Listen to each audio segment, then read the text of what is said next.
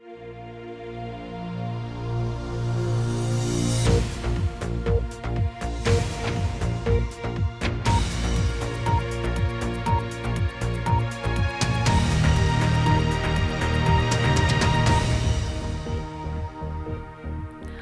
London BBC. Саламатсыздарбы? Эл аралык жана спорт жаңылыктары менен тааныштырып, Эрмек Максутова. Күзөтүн таштап кетип, Талибандын туткунуна түшкөн америкалык жоокер соттолду. Окумуштуулар көмүр кычкыл газдын деңиздеги жашоого кесепети тиерин эскертүүдө. Жыланга чактыргандардын саны өсүүдө. Нигериядагы бейтапканаларда жыландын уусуна каршы антидот тартыш болууда. Бүгүн Америкада жоокер Бо Бергдал соттолууда. Ал 2009 жылы Афганистанда кызмат өтөп жүргөндө күзөттөн кетип калып, Талибандын колуна түшкөн. Талибандын туткунунда 5 жыл олтуруп келген аскер дезертирлик кылганы үчүн сотко тартылган. Бо Бергдалдын сот иши Американы жиктеди. Бир бөлүгү аны чыккынчы десе, экинчиси жетил элек кезинде аны Афганистанга жөнөтпөш керек эле деген пикирде. Сержант Бергдал 2009 жылы июль айында Пактика провинциясындагы базадан чыгып кетип, 2-3 саат өтпөй талиптердин колуна түшкөн. АКШ армиясы аны 45 күн бою издеп, натыйжада 3 аскери оор жаракат алган. 5 жыл өткөндө сержант Бергдал Гуантанамо абагындагы Талибандын 5 мүчөсүнө алмашылган. Ал 3 жыл бою камакта жаткан. Ал кездеги президент Обама Бергдал бошотулганда ата-энеси менен Ак үйдө кабыл алган. 10 айдан кийин армия Бергдал аскер сотуна тартыларын жарыялаган. Дональд Трамптын президенттик көнөктүгүндө аскер сотун сындаганы үчүн Бергдалдын окуясы ого бетер талашка айланды. Ал чыккынчы.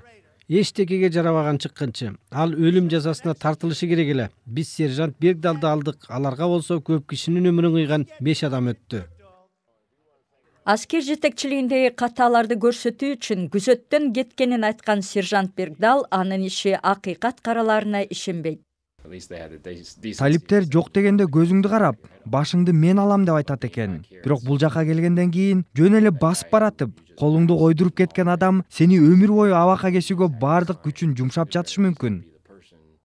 Күнөөсүн мойнуна алган Бо Бергдал өмүр бою абакка кесилиши мүмкүн. Армияны эң оор жазага тартууну көздөйт. Бирок анын адвокаттары сержант талиптерден жетиштүү азап тартты деп жеңилирээк жаза берүүнү өтүнөт. 250 окумуштуу катышкан 8 жылдык изилдөөнүн жыйынтыгы көрсөткөндөй, көмүр кычкыл газынын көбөйүшү дүйнөлүк океандардагы жашоого кесепетин тийгизгени калды. Окумуштуулар балыктын айрым түрлөрүнүн чейрек бөлүгү жоголуп, суудагы майда жандыктар зыянга учурайт деп эскертүүдө. Көмүр кычкыл газдын деңизге тийгизген залакасы.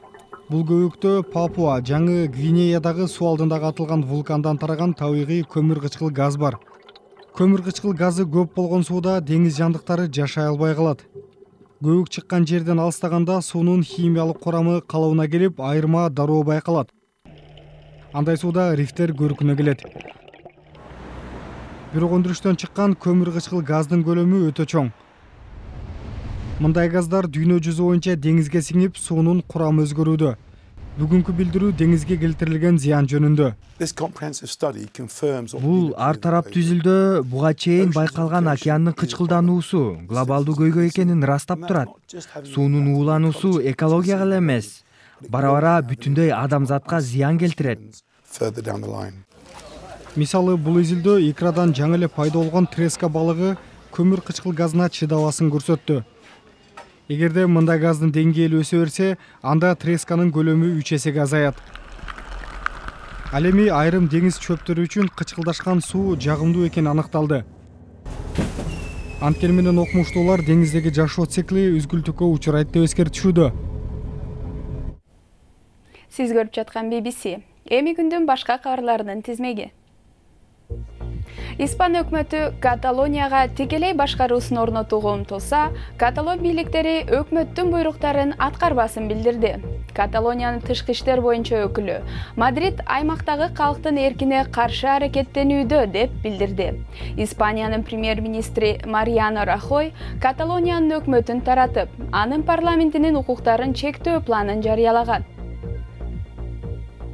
Япониянын премьер-министри Шинзо Абе дем алыш күнкү шайлоодо ишеничтүү жеңишке жетип, Түндүк Кореяга каршы чукул чараларды көрүүгө убада берди.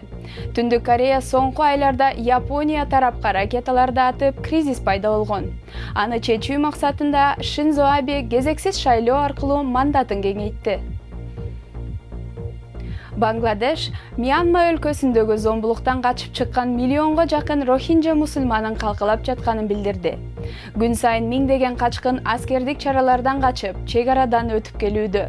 Бунун Женевадагы конференциясында качкындардын көргөн күнүн жеңилдетүү үчүн каражат чогултуу маселеси талкууланууда. Кытай Камемберт, Брай, Роки Форд түрлөрүн камтыган пресстелген сырдын импортуна койгон 2 айлык чектөөнү алып салды. Бийликтер бул сырларда колдонулган бактериянын түрүнө Кытайда уруксаат берилбегендиктен импортко тыюу салган болчу.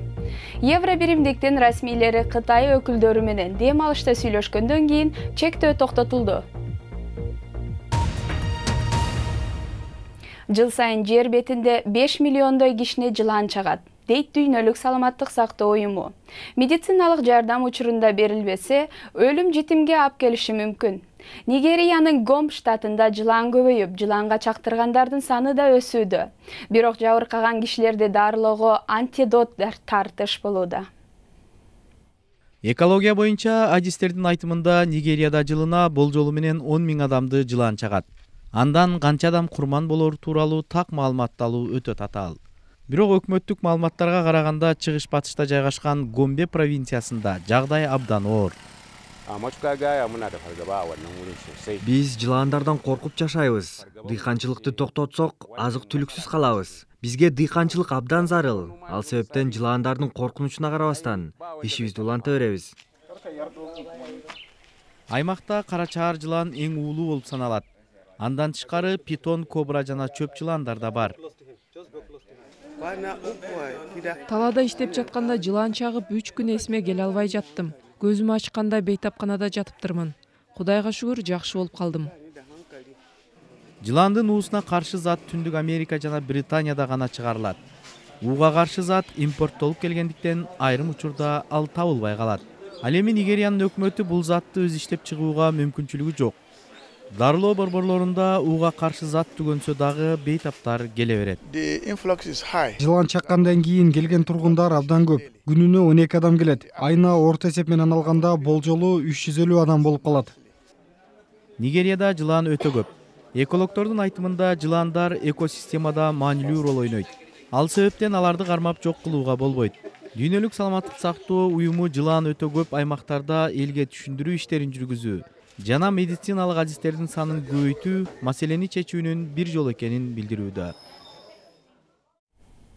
Спорт. Эвертон клубу премьер-лигадагы беттешүүдө Арсеналга 5-2 эсебинде утулгандан кийин клубдун менеджери Рональд Коумен жумушунан бошотулду. Өткөн түнү Тоттенхам Ливерпулду 4-1 эсеби менен жеңди.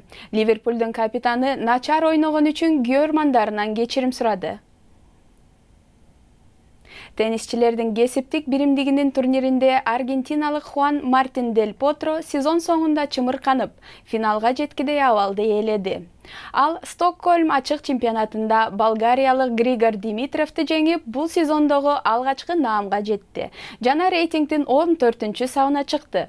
Эң мыкты 8 оюнчу эмки айда Лондондо өтчү таймашка катышат. Луис Хамилтон америкалык Гран-придеги жеңишин атактуу күлүк Усейн Болт менен чогуу белгиледи. Бул жеңиш Хамилтонду 4-чү жолу дүйнө чемпиону наамын алууга жакындатты. Анын эң башка атаандашы Себастьян Веттел 66 упай артта калып, 2-чи орунду ээледи. Жаңылыктардын соңунда Бразилиядагы дүйнөлүк рекорд коюу аракети тууралуу.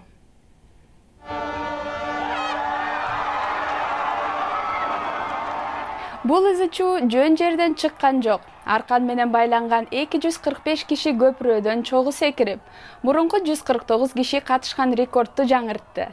Жаңылыктарды алып берген Эрмек Максутова болду. Эфирде кайрадан көрүшкөнчө саламатта калыңыздар.